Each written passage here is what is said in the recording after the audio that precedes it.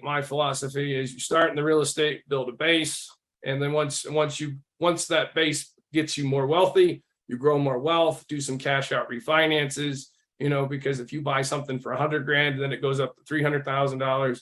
You pull out $250,000, you go buy 10 more of that thing.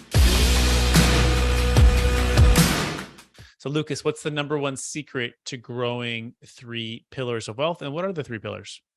So the 3 pillars are paper assets, real estate assets, and businesses. My belief is, and this is an opinion, obviously, is that real estate is the number one asset. It's the base for pretty much building into all the other assets. Because real estate allows you, because it's an age-old business. It's easy to understand. It's got great tax benefits. You don't really have, you don't need a rocket science degree to figure out, buy a house, rent it, buy a house for cheap, sell it for more money than you bought it for. It's all really simple, it's all simple stuff, but it's just hard sometimes in the execution. And that's where people get bogged down.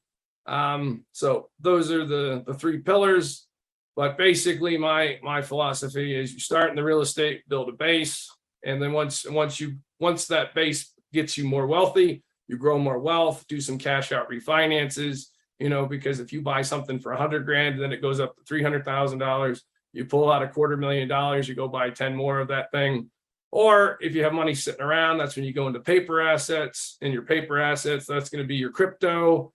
I just assume all paper assets. It's money that sits somewhere and it appreciates or pays dividends. So that's going to be dividends or interest payments. So that's going to be your bonds, crypto,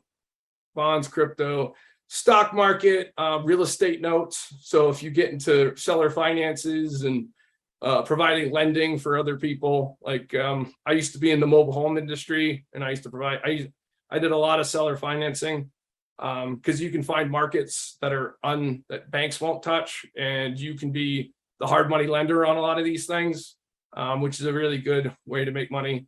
But the problem with those is you have to have a big pile of money to get into those markets and those investments. So, and then your last one's going to be businesses, which is a great way to make money. Problem is businesses have a 80% fail rate. And the problem with that is, why would you go immediately into businesses when you could go into real estate where it's simple? Buy a house, rent it, buy a house for cheap, sell it for more money than you bought it for. You're not reinventing any wheels. But with businesses, it's like, well, I'm going to come up with a new app. I'm going to do this thing. I'm going to create this new amazing thing. And it's like, well, what happens if that doesn't work out? Mm-hmm. And because of that high risk, it's one of the top tier pillars, but you need that base to get into those tiers. So that's why in my worldview, paper assets is where you store your money when you're not using it. Your real estate's going to be your main driving force.